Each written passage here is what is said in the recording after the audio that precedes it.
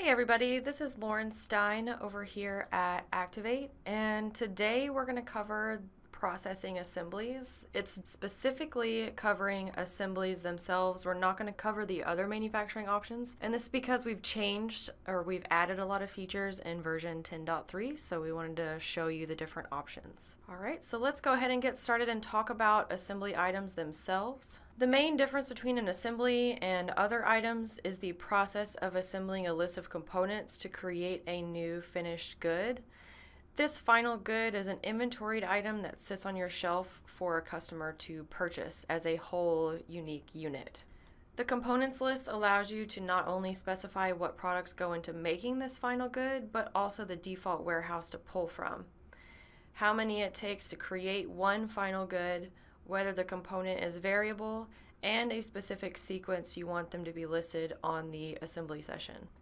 The Components tab itself also gives you information on where the items are used, if they're listed as a component on another assembly item, as well as a usage graph. And this gives you a visual representation of what happens to this product and the components that make it.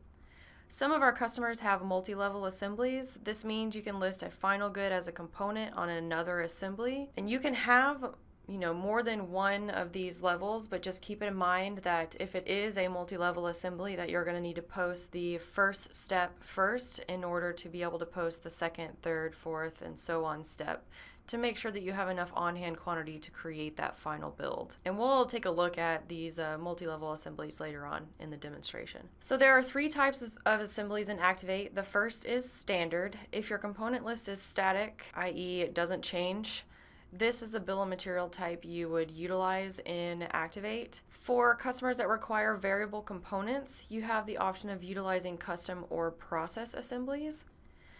Custom assemblies opens up the ability to mark components as variable. This allows the user to specify the actual quantity used on an assembly when it varies from the standard quantity. It also allows you to remove and add components on the fly.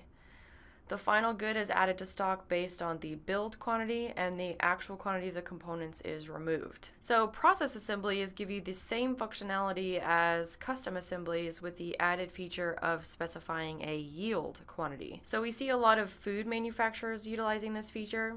Slight variations in the recipe can sometimes cause a different output quantity. When creating the assembly session, the user specifies how many finished goods to create as the build quantity. And then let's say by the time the assembly is ready to post, you may have specified a build quantity of 10, but you use a little bit more or a little bit less of some ingredients, which cause the final output of the build to be 10.5 or 11. But you only needed to change one or two of those components, not the entire list of component quantities. So when you update the build quantity, it will allocate that new build quantity across the actual quantity used. If you update the yield quantity, it doesn't change the actual quantity used on the components, but it does give you the ability, whenever it's posted, the actual quantity posted into inventory is based on the yield quantity instead of the build quantity, and the actual quantity used on the components is what's removed from stock for those component items. A question we get a lot revolves around adding labor to assemblies. Now, depending on the scenario or your requirements, you do have a few options. The most common option is to add labor as a component of the assembly item itself. This labor item would need to utilize the standard cost method and have a standard cost set on the warehouse if you wanted it to include a cost or roll up a cost into the final good. When you have multiple standard cost labor types, you have the option of creating warehouses to specify each unique cost on one labor item, or create unique labor products for each new unique standard cost. Using the warehouse gives you the ability to track labor on one item's history, but you would need to make sure to either specify a default component warehouse on the component list for each assembly to ensure you're utilizing the proper unit cost, or make sure the users themselves know which warehouse to choose on the assembly session itself. So on that Components tab, the components can have a default warehouse, to kind of get around having the users having to know which warehouse to select on the assembly session. Another caveat to utilizing a standard cost, you would need to specify a cost offset account on the warehouse in the non-inventory GL account section for all of your warehouses that are going to be utilizing this. This offset account can be specified for each item type, so that includes non-inventoried, other charges, labor, and shipping. If any of those items need to have a cost associated with them, you do so by specifying that they have a standard cost, and you enter that standard cost per warehouse. Typically, this cost offset account is going to be an expense or COGS type account, but you should ask your accountant on specifics on what they're requiring for these types of accounts. So a lot of times our customers are paying a subcontractor or fulfillment center to perform their manufacturing. This means they have a requirement of creating a vendor bill for these additional fees. Creating an invoice and invoicing a PO with a labor or non-inventoried item will reconcile the cost offset account used on an assembly session when you're listing those items as a component. If you aren't using these items on a PO invoice, you'll need to also be sure to reconcile the cost offset account periodically, whether it's to payroll or some other expense account. That is definitely up to your accountant. The ones that are not creating PO invoices but are listing labor as a component on the assembly session are normally doing the manufacturing in-house. And so, like I said, their accountant will be using that cost offset account as a reconciliation to maybe payroll expense or some other type account. Another way to allocate labor costs across assembly items is to utilize the landed cost module. If your labor cost isn't a standard cost per unit, or your volume of posted assemblies is higher than the number of unique costs for your labor items, and you have a requirement to create a vendor bill, you can utilize landed cost to do so. So the process for this would be to not list labor as a component, but to create a landed cost session for the vendor bill you receive from your manufacturer or your fulfillment center, and load each related assembly and or transfer session if you're transferring from like a production facility to a main stock. You can use those sessions to allocate that cost from your vendor. So after loading the related sessions, you would allocate the cost and post. And then after you post and run a sync, you'll see that vendor bill in QuickBooks as well as an increase in your inventory asset. Again, the landed cost scenario would only be used if you aren't listing a standard costed labor item and you need to include another charge on that assembly session, and you're not including that as a component. Some of our customers utilize this because it's a little bit more tedious for them to create a PO if they have a unique product for each unique standard labor cost. So it's more tedious for them to create a PO, add all the unique labor items that are related to the invoice, and then create that invoice. So the decision on that would really depend on the volume of assembly sessions versus the number of unique items you would need to list on a PO whenever creating that vendor bill. Because I've got some customers that are utilizing landed costs because they're not posting very many assemblies, because when they do assemblies, it's a large quantity each time, and maybe they're doing it weekly. And then their vendor bill only includes like a handful of those sessions. And then I've got other customers that are utilizing the PO because they have a high volume of assembly sessions they're posting to have quantity on hand for their finished goods, but they only have like 5 different unique standard costs for their labor items. So it's less of a hassle to create a PO for those 5 items than to load 100 unique assembly sessions to allocate the cost to. So again, these options definitely depend on what your requirements are and where you're needing to see it on your books and so forth. So the last option is to not include labor as a cost and expense it as you create the vendor bill and activate. So I've got a customer that's utilizing this option in conjunction with landed cost, because their labor doesn't have a standard cost, because their vendor that's doing their manufacturing for them actually gives them volume discounts. So there's not really a way to track a standard cost for a labor item whenever you have these discounts included, because the cost fluctuates. And so they also have a requirement to create a PO for this vendor. So instead of listing labor as an item on the assembly, they're simply creating a PO, adding the quantity to build based on the labor items that they're being billed for, sending that to their vendor, And those labor items that they're using on that PO have a product class that utilizes the same GL account as the landed cost offset account on your inventoried item. It's on your product class for your income and cost of goods sold, but it's the same landed cost GL account that was utilized on the inventoried section. And the reason they do that is because when they create that vendor bill, they still need to allocate the cost to their items. Yes, they've created a vendor bill to pay their vendor, but that doesn't actually add to the cost of the final goods that have been posted in the assemblies. So what they do is they turn around and they create a landed cost session for that vendor with the create bill box unchecked. And so that gives them the ability to allocate that total cost of the invoice across multiple assembly sessions. And when they post that, since that create bill box isn't checked, that actually reconciles the amount out of the accrued landed cost account that was added whenever you created that vendor bill.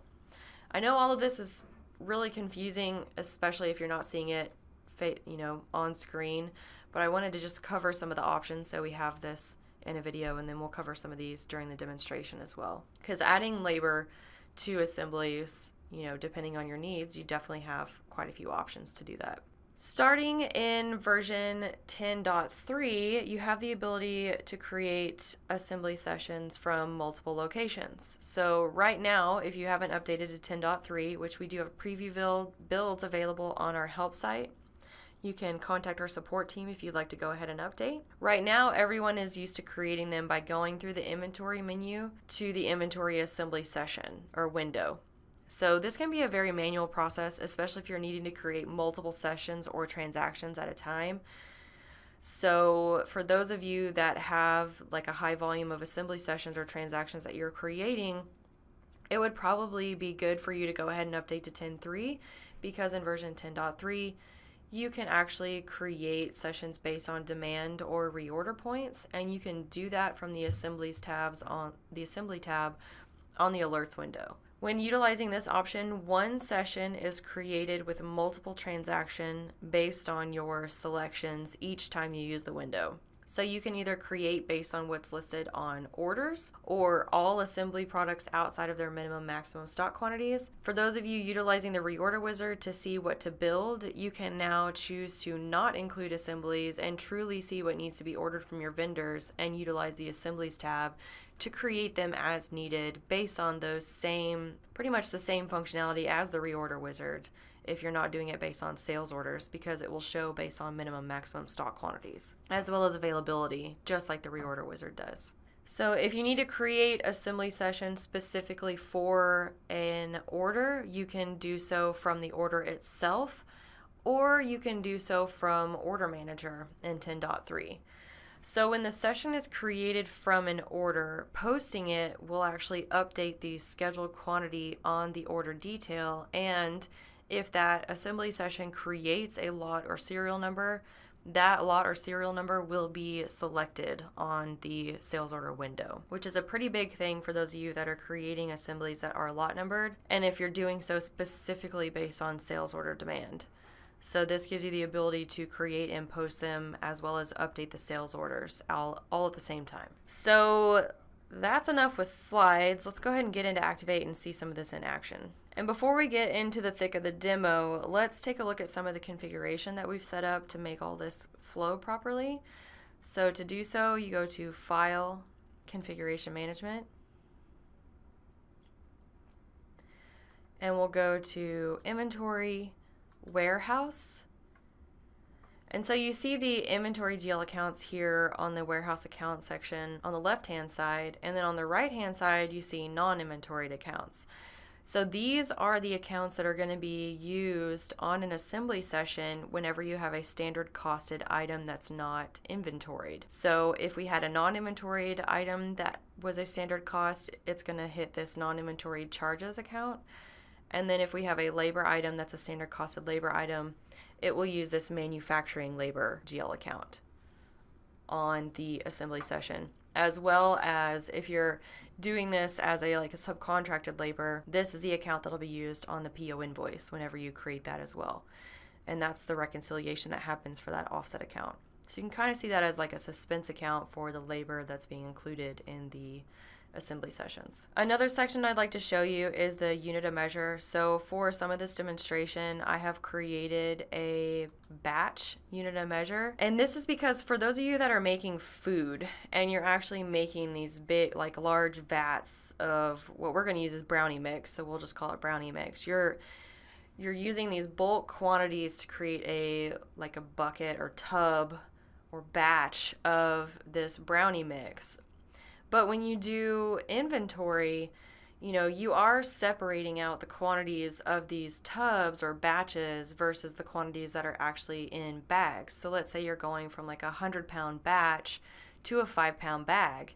Whenever you're doing the inventory count, you would want to specify how many you have of each, whether it's the batch products or the number of bags you have in stock, because a lot of times they're actually stored in different locations in your warehouse. And so we've created this batch item. So what you would do is for your components, you're probably ordering, if it's flour, you're probably ordering like a large quantity of flour.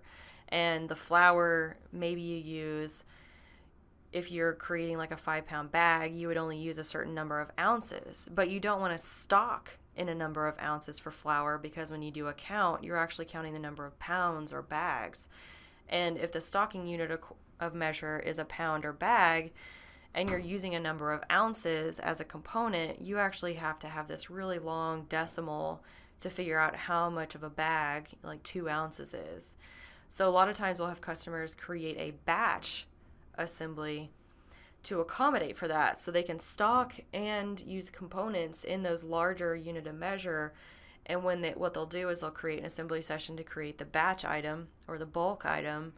And once that's posted, then they'll create another assembly to actually do the bagging process. So now that you've got this batch of brownie mix, now you need to actually put that into maybe 1 or 5-pound bags, and you could potentially have multiple bag sizes.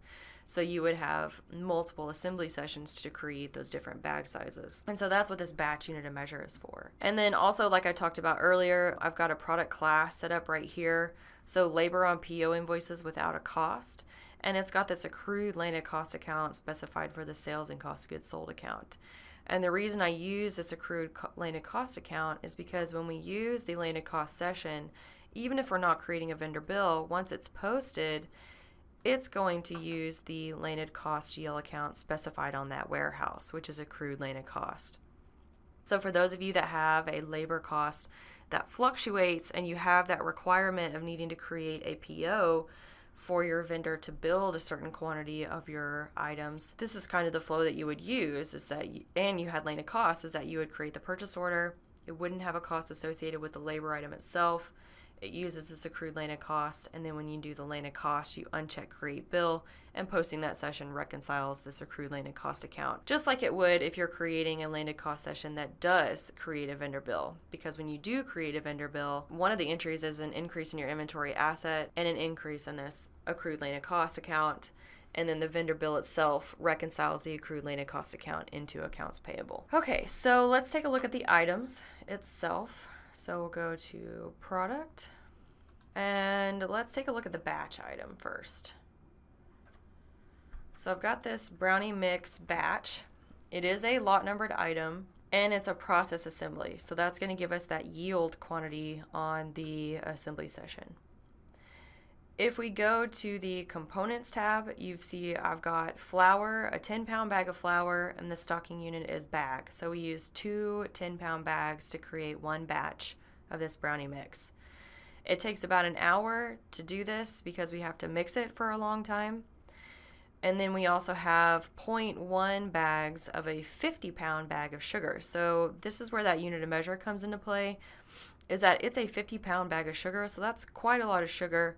And if you're trying to do a batch of brownie mix, you don't use that whole 50-pound bag, especially if it only takes 2 10-pound bags of flour. You're going to use 0.1 bag. So if your stocking unit of measure, was lower than or higher, then it would actually be a really large decimal, and it leaves you up to eventually having maybe some issues with rounding if you're going out really far in decimals. So that's why we have this batch product. And then also, once we're on this component tab, it defaults to the component list, which is the component list for the specific assembly. If this is listed as a component on another assembly item, you also have this where used list. This will show you the assembly product it's listed on, the description of that product. So this is where that we create a batch and then we create a 5-pound bag comes into play. And then for a 5-pound bag, it takes 0.2 of a batch to build one 5-pound bag. So you would build like 5-pound bags to create, to use this entire batch that you build. And then just to show you the usage graph on here, we've got the usage graph of, so the highlighted one is the one that you actually have open.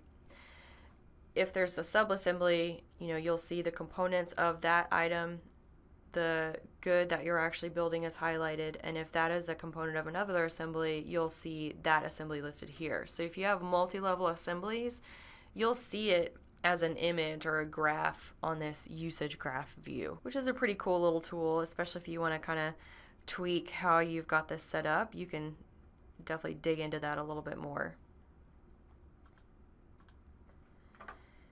And also on the mixed product, I've got the sequence specified. So this means that the brownie batch is going to be listed first, the labor is going to be listed second, and the bag is going to be listed third. We've got a default warehouse for the components. So this is the warehouse that's going to default for the components whenever you create the assembly session. And you see we have a mixed list of warehouses here.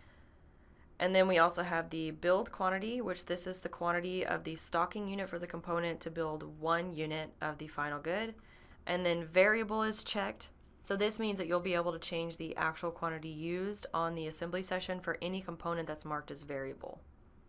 This assembly is a custom assembly, so we're not going to see the yield quantity on the assembly session, but we still will be able to modify the actual quantity used on an assembly session. We'll also be able to add or remove components as needed on each session. Okay, and let's take a look at some of these labor items so we can talk about options there. So if I change the item type to labor, to just view labor items, I've got 4 in the list here. Fulfillment labor is one with a unique cost and warehouse. It's used for the scenario of where you would have a separate product ID per unique cost. So if we open this, we've got just one warehouse, the cost method is set to standard, and that standard cost is 9. Okay, and if we go to labor charges, this is the generic labor item with multiple warehouses to specify each unique cost via warehouses. So when we select D, its standard cost is 10, F is 9, and L is 8. So there is a significant difference between D and L, and then, possibly a material difference between F as well, depending on the volume of assemblies that you're doing. But again, if you use this method, I would definitely recommend specifying the default warehouse as the specific standard cost on the components tab for the items that it's listed on. So we've got it listed on 2 different items here. All right, and then we also have this labor no cost. So this is the one to be added as a PO and used on a vendor bill, with also using landed cost and not creating a separate vendor bill through landed cost. And as you can see, this one has no cost method, so you don't have a standard cost field over here on the right-hand side. All right, and this last one, supervisor charges. This we're not going to use today because this is actually for my service billing module in business activities. So we've got different labor charges to specify because we price supervisor higher than we price normal labor for service billing. Just wanted to show you that here as well today. Okay, so let's go ahead and do the old way of creating an assembly session before we jump into the new functions. And we'll do that manually. So that is through the inventory menu, inventory assemblies. So we'll be creating a new inventory session. A session holds the session number, which is 45 here on screen, and the date it's going to be posted into inventory, and that's 9/27/2017. We do have a document date, so let's say you're behind on creating and or posting assemblies. You can have the document date be today's date and the session date be the date that it was actually posted into inventory.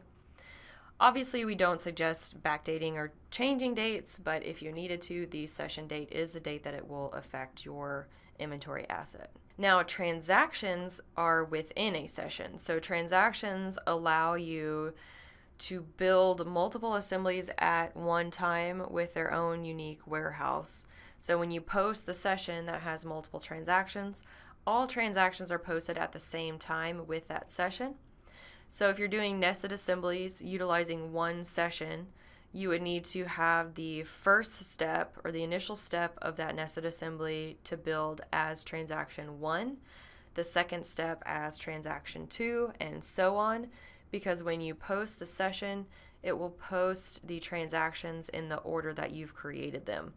So if one assembly requires posting of another assembly, make sure that first assembly is the first transaction. For those of you using lot or serial numbers for assemblies, if one transaction creates a lot to be used in the next step, you'll need to separate those out, because when you post a session with multiple transactions and you have to select a lot number, that lot number won't be able to be selected on the transaction because you're posting the whole thing at one time. So if you're needing to create a lot number to be used in another assembly session, make sure to do that in its own session. So you'll be able to select that posted lot once you get to that next step. So for the first transaction, we're going to do coffee French roast. This is a standard assembly item, so on here you're not going to be able to add or remove any of the components.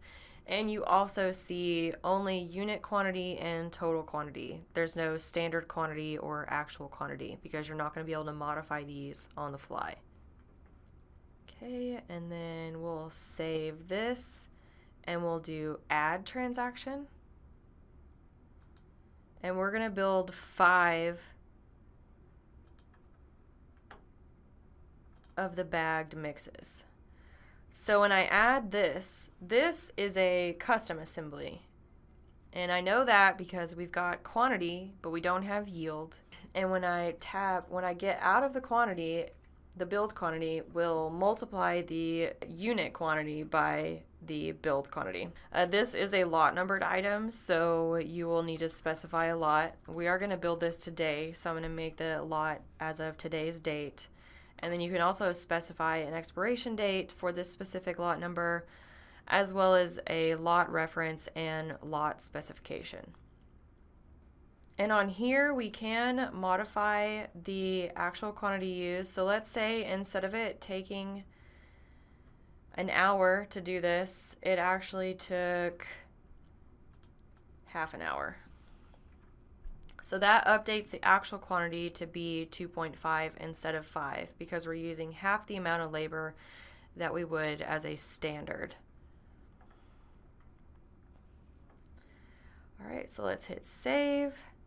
And then we're going to add one more transaction. Actually, this one, before we move on, we will need to specify the batch. I do have some batch on hand, so we're going to go ahead and select the lot number for the batch that we do have on hand. We'll hit save because that will be required for posting. So that's where it comes into play if you have multi-level assemblies that create lot numbers. This brownie batch is an assembly itself, so if we didn't have any on hand, we wouldn't be able to post this session.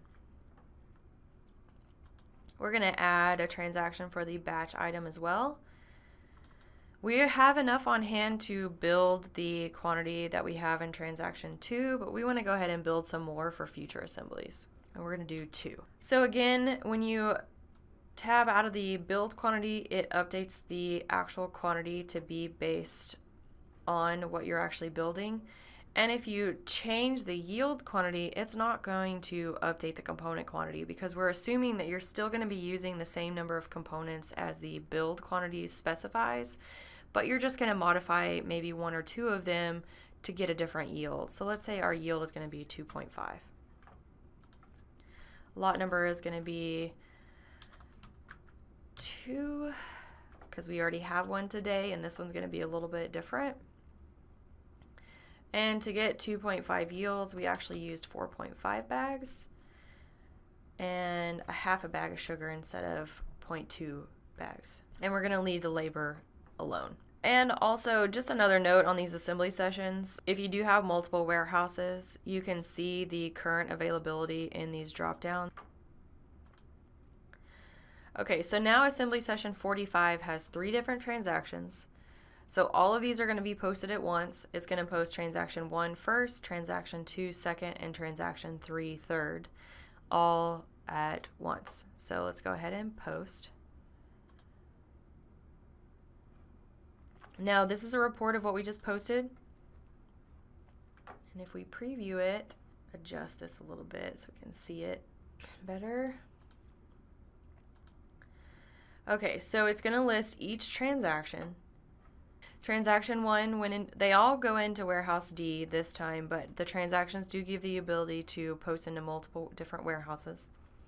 So transaction 1 was a standard assembly. We built 1 for warehouse D, and this is the unit cost for each of the items. So we used 0.05 hours of labor, which was 40 cents. We used 1 of the labels, which was 8 cents.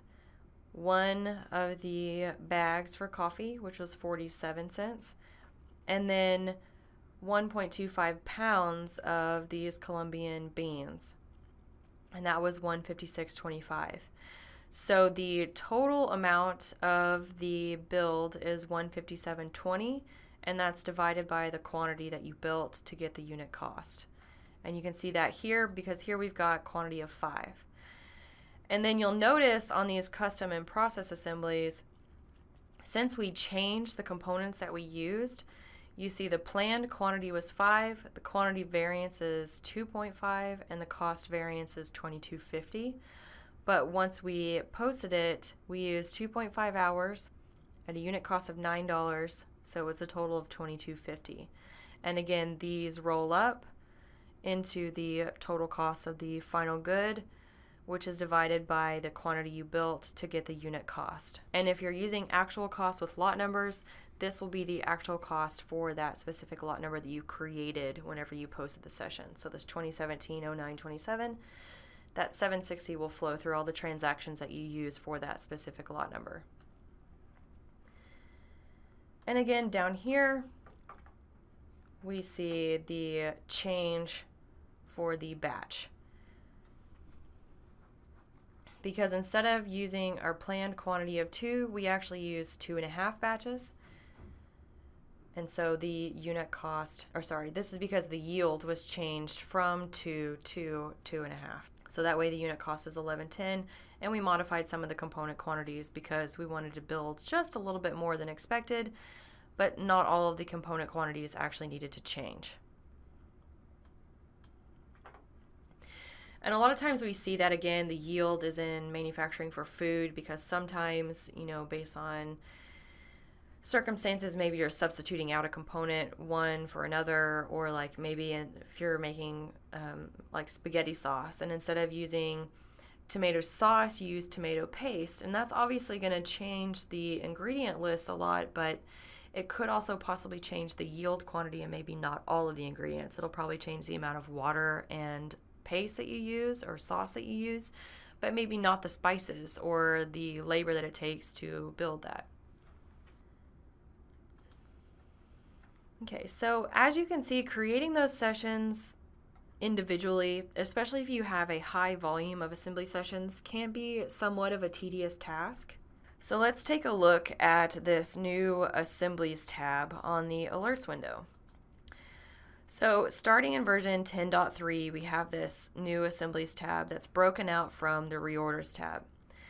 And just a note, because we're not going to cover reordering today, but as a note on the Reorders tab, since we have broken it out into its own tab, we do have this Hide Assemblies checkbox on the reorder wizard. So for those of you that are now going to start using the Assemblies tab separately, you can choose to hide Assemblies, so that way you can focus on what you actually need to purchase in-house to build your manufacturing products, rather than seeing the full list of items and having to figure out which ones are assemblies and which ones are final goods.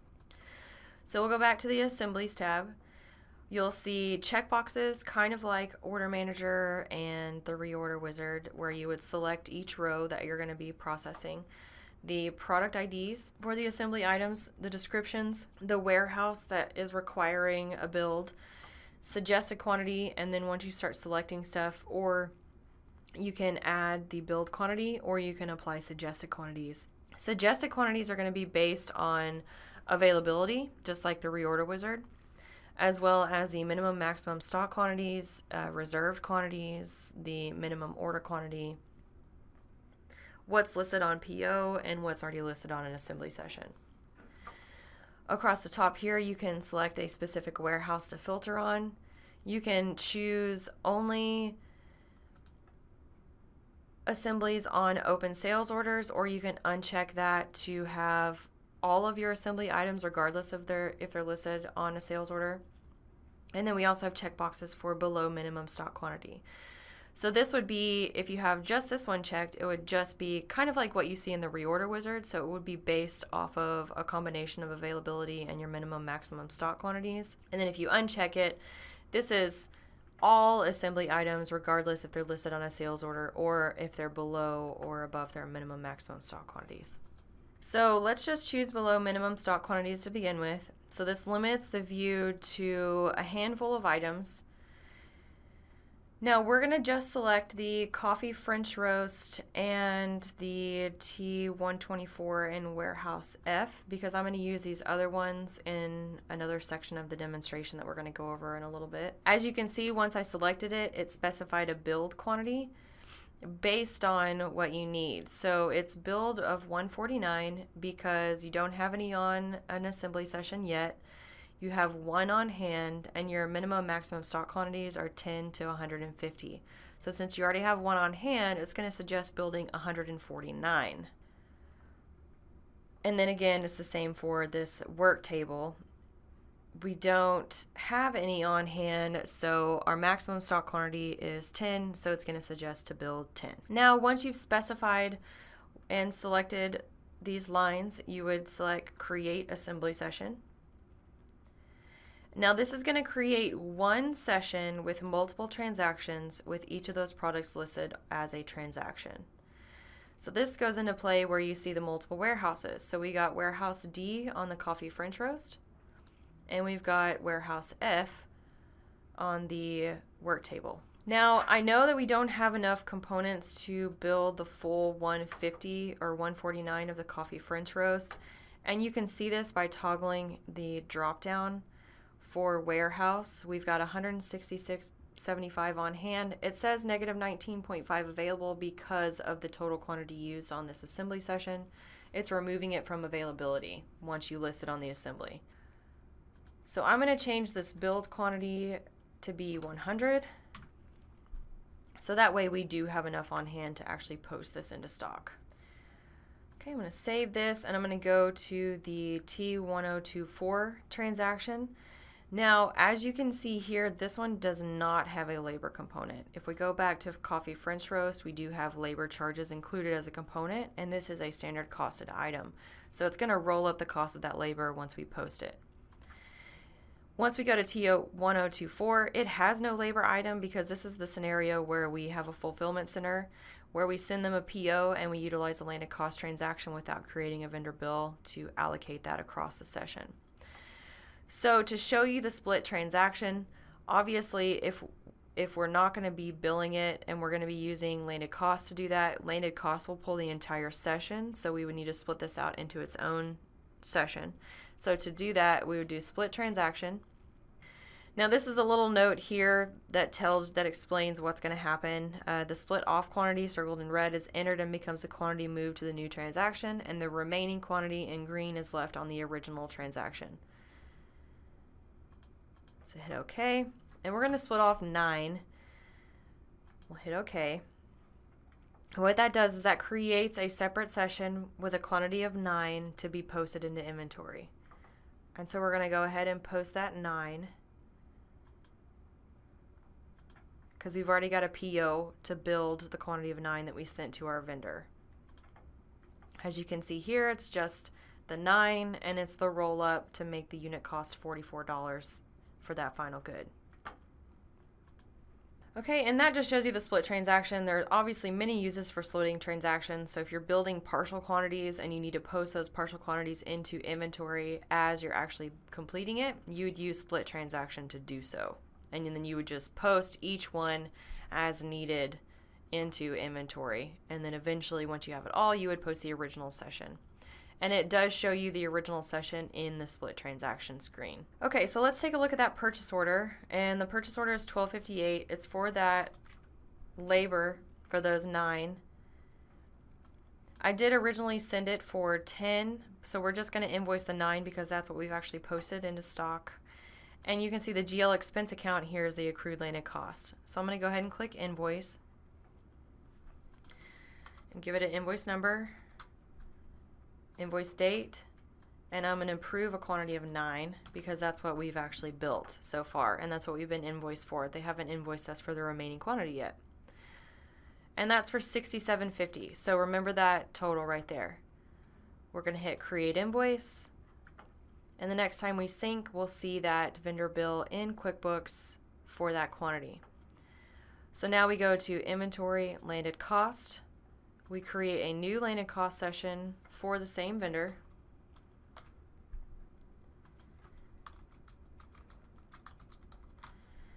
And we uncheck this create bill. So that invoice total was $67.50, and then we'll choose the inventory assembly session that we had just posted. So 47. Now we don't have multiple assembly sessions, so we would just allocate, and it would allocate the full $67.50 to that unit cost, or to that amount on the warehouse. And when we post this, since we didn't have create bill checked, this is going to reconcile the amount that was added to the accrued landed cost account whenever we created that vendor bill.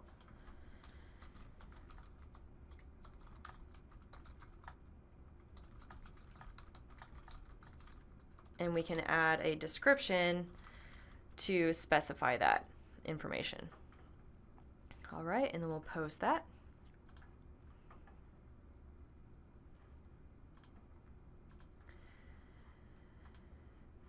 And if we open T1024, we'll be able to see the details of what we just did.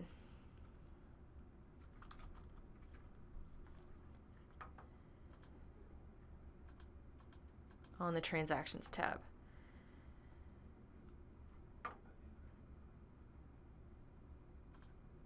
So you can see Warehouse F has an average cost now of $51.50 instead of an average cost of $44, which is what the cost was set before we had this landed cost of $67.50. Okay, I've also got another PO created for us to see how it works whenever you have included that cost in an assembly as a component. So as you can see here, for the generic labor charges, we had a quantity of 6 that we built, and it uses the cost offset account as a GL expense account, this manufacturing labor account. So when we create the vendor bill for this, after we've posted the assembly session to build 6 quantity, or a 6 of the final good, this will reconcile the amount out of that manufacturing labor cost offset account and into accounts payable.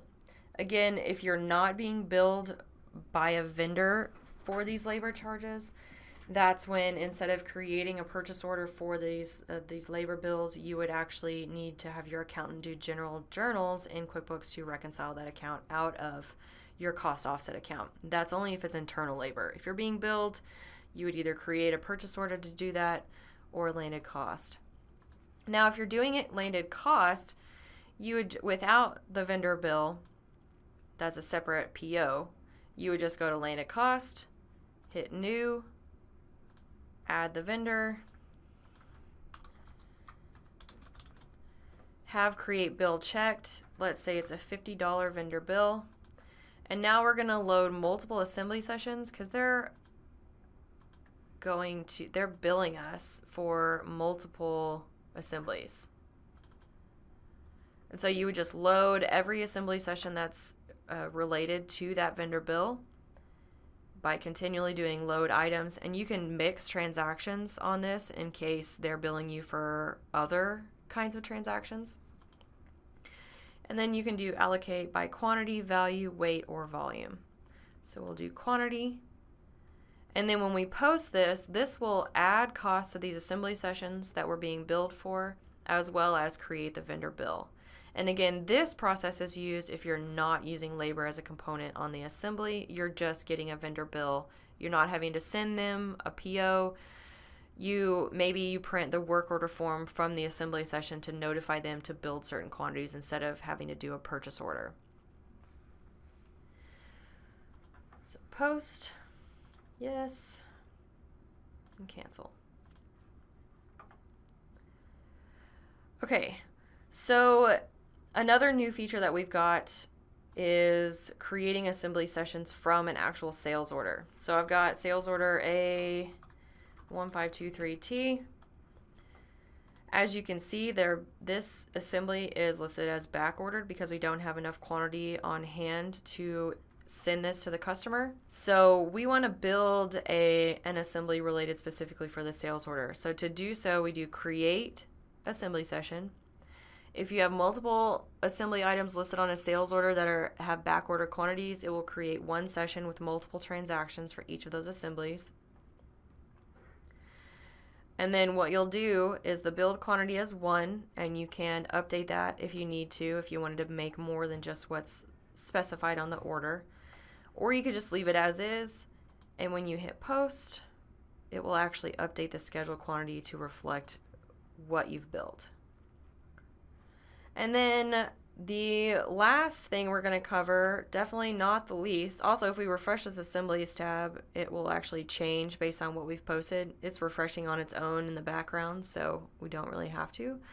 But from Order Manager, now you can create assemblies from Order Manager. So you would go to maybe Scheduled Orders.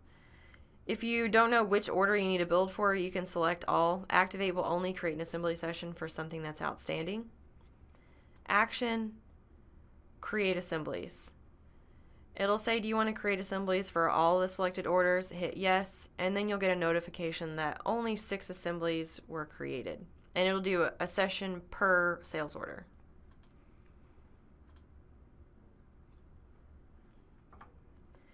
And now when we go to inventory assemblies, now we'll have these new sessions. And this bottom one has 3 transactions because there's actually 3 different assemblies listed.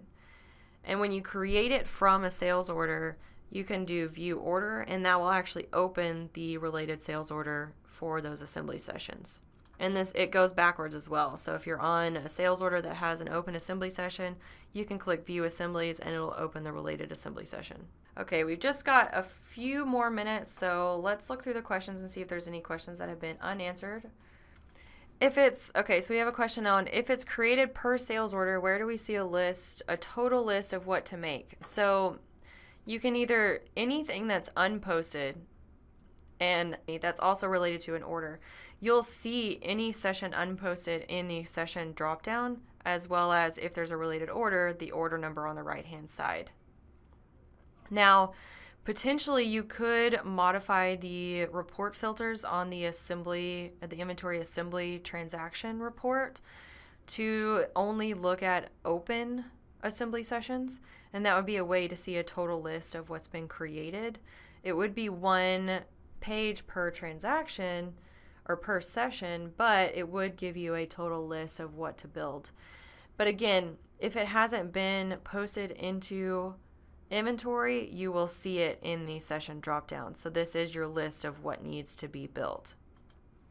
We do have a question. I did focus heavily on labor in this webinar, but we do have a question on how to capture the non-inventory repair cost for a product if you're using assemblies for repairs.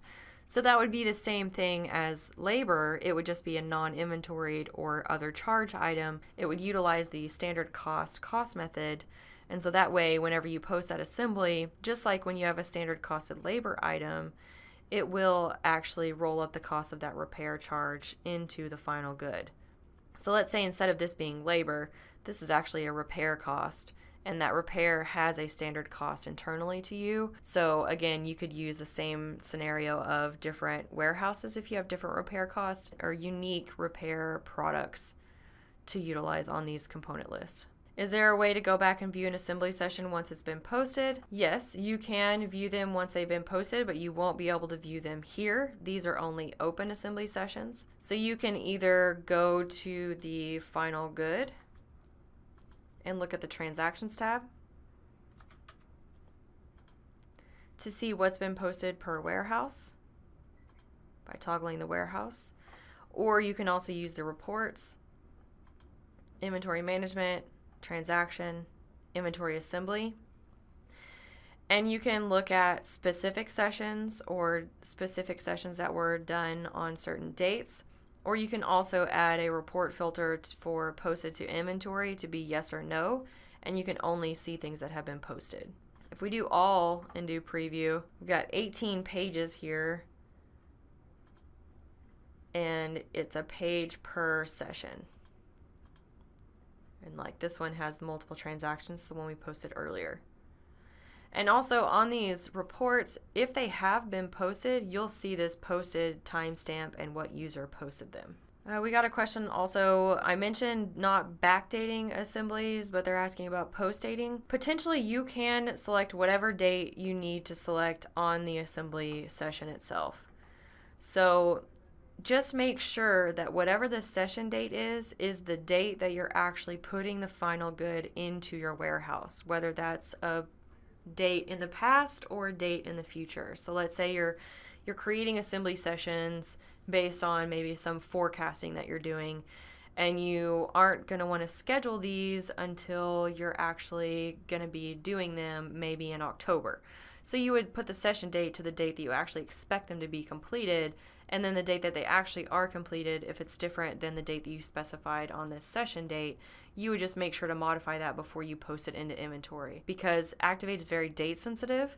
And if you wanted to make sure your inventory levels are accurate based on specific dates, maybe for inventory valuation or stock on hand, you would need to make sure to actually specify the correct date, just like any other transaction for receipts or transfers or adjustments or anything like that. You would need to make sure the session date actually reflects the date that you put or move that inventory from one location to another, or you put it into your stock. We just like to say, don't mess with the dates too much, because we've got people that are using those dates incorrectly. Like, they're really behind, they're backdating stuff that's already been invoiced, and it just, sometimes can be a mess, or they'll see messages because, maybe they're invoicing before they're actually posting, they're forcing an invoice, they're into a negative for an item that's an assembly item because they're behind on posting assemblies, and then when they post the assembly session, maybe they're modifying the date. But we have had some people run into issues in the past when they're messing with the dates, especially if they're using alternate cost methods or something like that, or invoicing into the negative. Obviously, we always suggest posting things in Activate as of the actual date that it's occurring in your inventory. So as always, our Activate help site is a huge tool that we use every day. It's very important to us. I mean, we're in it daily. I'm sure a lot of you are also in it daily. Our search is really awesome. Just to give you a little look at one of our articles, we have this standard cost specifically to cover the labor that I talked about earlier today. Standard cost for labor and non-inventory charges. It goes over in detail why you need to select a standard cost. It talks about the transactions and where the GL account is hit based on which transaction you're using it on. It also talks about some of the reconciliation that you're doing in QuickBooks, and then also where you specify the cost offset accounts, as well as the standard cost on these items. And I found this just by searching standard cost labor, and it was one of the first ones that came up. But our help site, like I said, we're continually working on updating content there. And, if you don't see something, let us know. And if it's something, we'll create an article for it. Because if you're looking for it and you can't find it, the chances are another customer is also running into the same roadblock and needs an explanation. So thank you for joining us today. I hope you got a lot out of this, and I hope you have a great day. Talk to y'all later.